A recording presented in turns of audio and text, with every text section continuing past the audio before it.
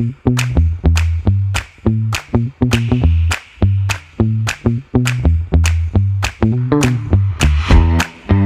semuanya, perkenalkan nama saya Dwina Oktaviana Ramadhani dengan NIM 243010302004 dari program studi manajemen kelas A. Baik, di sini kita akan menghitung asumsi klasik yang terdiri atas uji normalitas, uji heterodistasitas, uji autokorelasi, dan uji multikolinearitas. Selamat menyaksikan. Oke baik, yang pertama itu kita buka Excel-nya dulu. Ini merupakan hasil tabulasi data tugas yang kemarin ya. Ini jumlahnya, jadi kita copy aja dulu.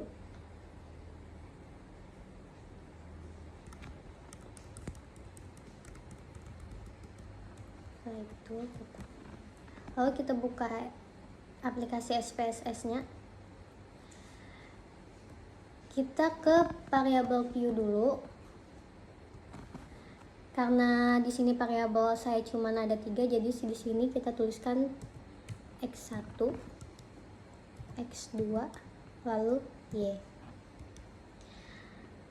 Untuk di bagian labelnya kita tulis sesuai yang ada di tugas kita. Di sini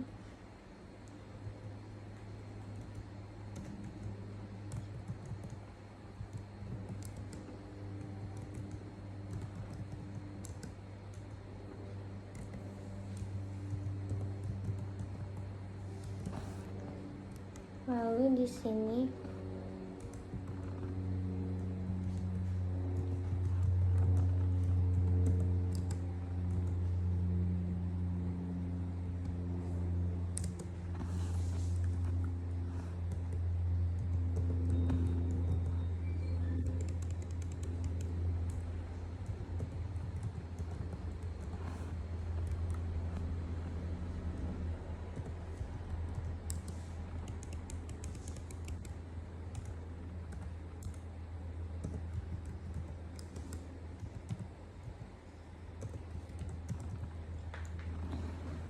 setelah itu kita ke bagian measure, kita ubah ke scale semuanya,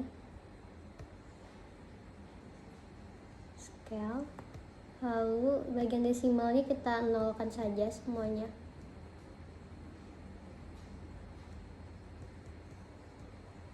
Nah setelah sudah, kita kembali ke data view.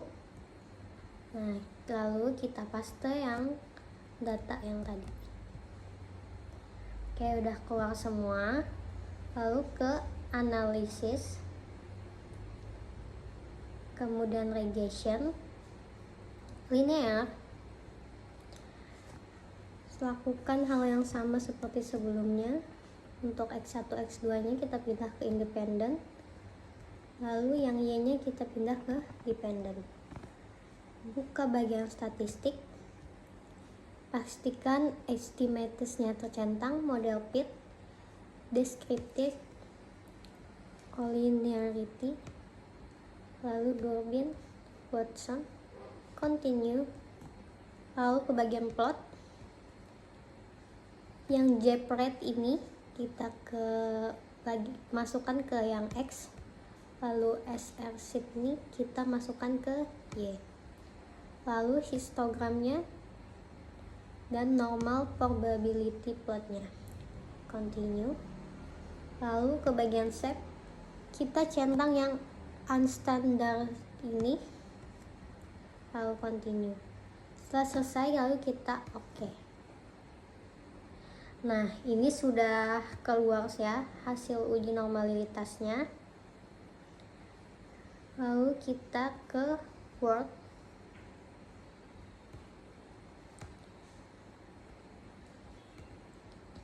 Nah di sini sudah saya paste semua. Untuk uji normalitasnya yaitu ada histogram. Ini dapat dari SPSS yang kita cari. Kita buka SPSS-nya. Ini sama ya, sama yang ini. Histogram sendiri adalah hasil output SPSS pada grafik histogram residual transdarisasi. Terlihat bahwa pola distribusi data membentuk kurva menyerupai lonceng atau bell shape. Penyebaran data tampak relatif simetris antara kiri dan kanan dari titik tengah distribusi. Lalu selanjutnya di uji normalitas itu ada p-plot. Ini sendiri terdapat dari sini, ini sama dengan yang ada di board saya, sudah saya salin. Dan dari plot ini dihasilkan oleh SPS terlihat bahwa titik-titik data menyebar di sekitar garis diagonal dan mengikuti arah garis tersebut.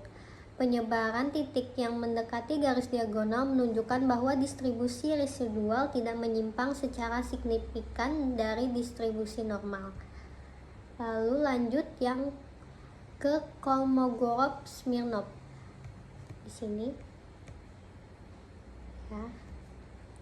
Kita buka SPSS-nya. Karena di sini belum ada ya. Lalu kita balik lagi ke data yang tadi. Kita buka analisis, kemudian ke normatic test, legacy dialog, one sample QS ini. Kita masukkan yang bagian unstandard ini aja. Lalu oke.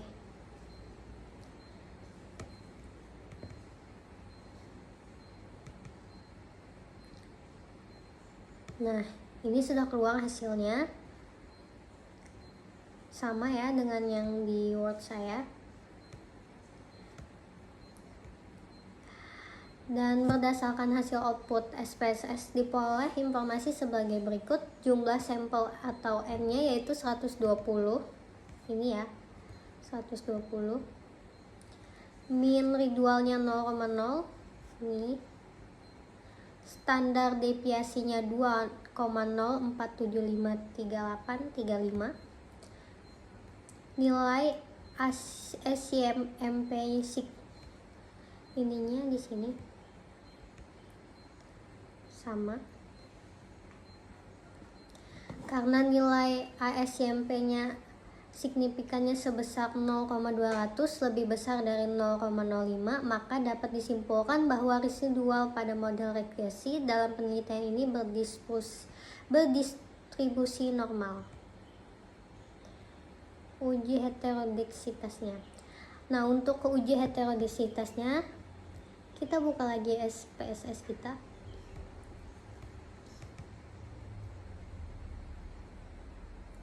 Nah, ini merupakan uji heterodisitasnya, sama dengan yang ada di SPSS ya. Jadi pada grafik ini terlihat bahwa titik-titik menyebar secara acak di atas dan di bawah angka 0 pada sumbu Y serta tidak membentuk pola tertentu. Hal ini menunjukkan bahwa tidak terjadi gejala heterokedastisitas pada model regresi. Dengan demikian, model regresi dalam penelitian ini telah memenuhi salah satu asumsi klasik. Dan selanjutnya itu uji autokorelasi. Uji ini sama seperti sebelumnya.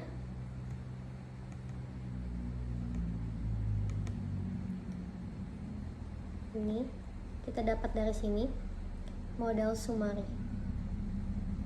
Nah, sama, yaitu berdasarkan hasil output SPSS diperoleh nilai Durbin-Watsonnya sebesar 1,705 ini. Nilai yang tersebut berada pada rentan min 2 sampai plus 2, sehingga dapat menimbulkan bahwa tidak terdapat gejala autokorelasi dalam model regresi. Dengan demikian, model regresi di dalam penelitian ini telah memenuhi salah satu asumsi klasik. Selanjutnya yaitu uji multikoliniaritas. Ini hasilnya kita lihat di SPSS-nya.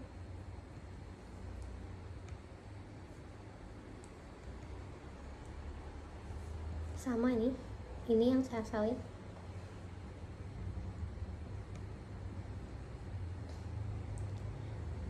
Ini kesimpulannya, nilai tolerance ini, nilai toleransinya 0,653, nilai FIF nya 1,531. Maka dapat disimpulkan tidak terjadi multikoloneritas. Itu saja, terima kasih.